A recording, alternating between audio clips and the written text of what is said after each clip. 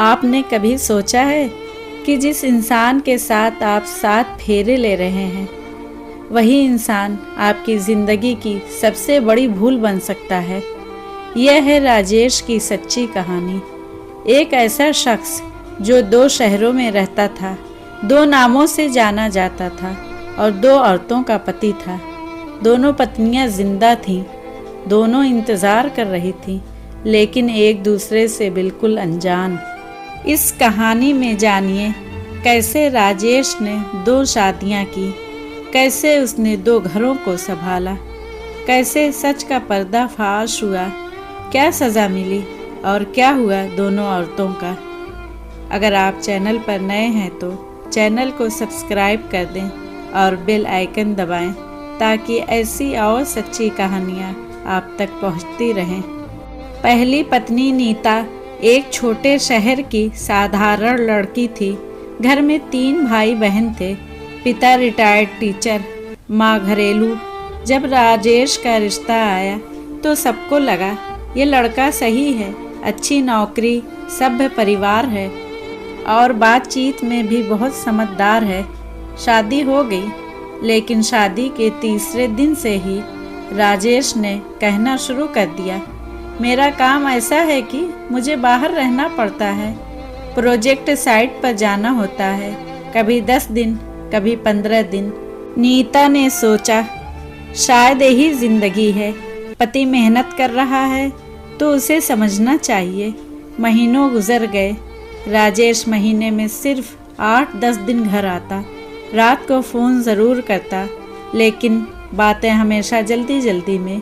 हाँ बेबी, खाना खा लिया ना? अच्छा सुनो, मीटिंग में जाना है, कॉल आ रही है यार, बाद में बात करते हैं।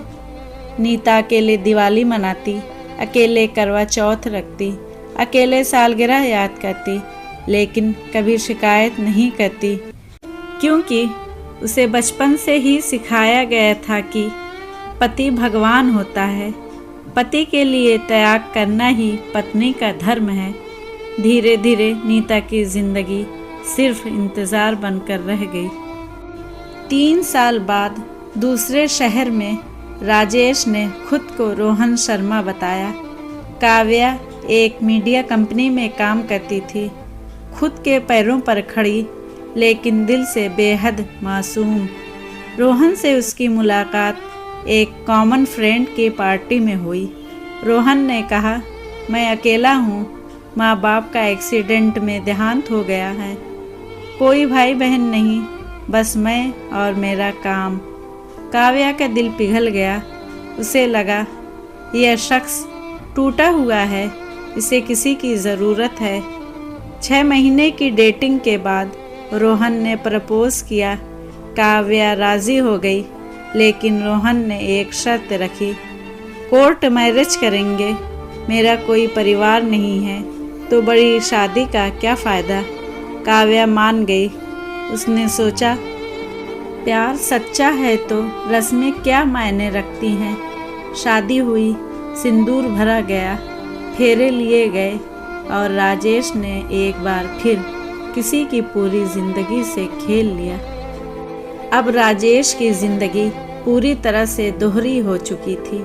सोमवार से गुरुवार वह नीता के पास रहता, शुक्रवार से रविवार वह काव्या के साथ होता।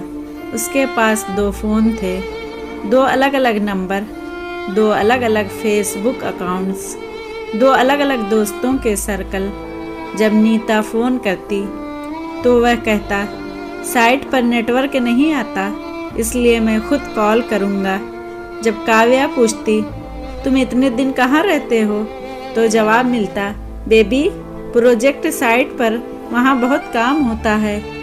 दोनों औरतें अकेली सोती थीं, अकेली रोती थीं और सोचती थीं शायद हम में कुछ कमी है, जबकि असली कमी एक इंसान के चरित्र में थी। एक दिन नीता ने राजेश की जीन्स धोते वक्त जेब में एक रिसीट पाई, किसी रेस्टोरेंट की, 2 लोगों का बिल, और तारीख वही थी जब राजेश ने कहा था, आज साइट पर खाना नहीं मिला। नीता ने पूछा, यह किसके साथ खाना खाया था तुमने? राजेश ने झट से कहा, यार क्लाइंट के साथ मीटिंग थी, बिजनेस डिनर था। नीता ने यकीन कर लिया, लेकिन मन में एक सवाल रह गया। दूसरी तरफ काव्या ने देखा कि उसका पति कभी भी उसे अपने किसी पुराने दोस्त से नहीं मिलवाता।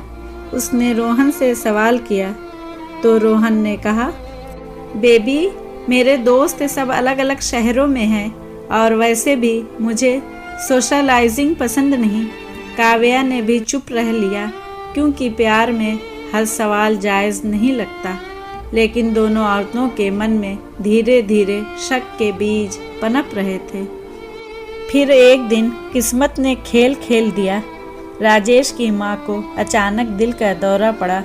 वह दोनों शहरों के बीच एक मल्टी स्पेशलिटी हॉस्पिटल में भर्ती हुई। नीता भी साथ थी। उसी दिन काव्या की सहेली का ऑपरेशन उसी हॉस्पिटल में था। काव्या भी आई। लिफ्ट के सामने दोनों औरतों की नज़र एक ही आदमी पर पड़ी। काव्या ने पुकारा, रोहन।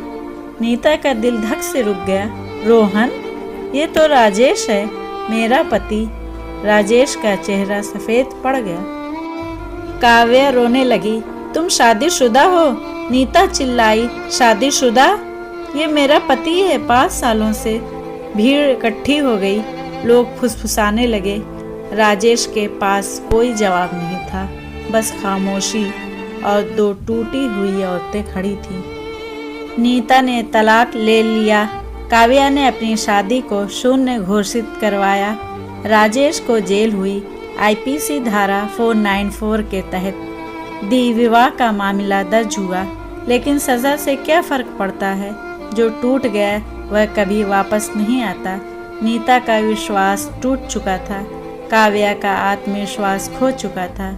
दोनों ने नई जिंदगी शुरू की, लेकिन वो दर्द, वो जख्म कभी नहीं भरे। आज भी समाज में कहीं न कहीं ऐसे राजेश मौजूद हैं।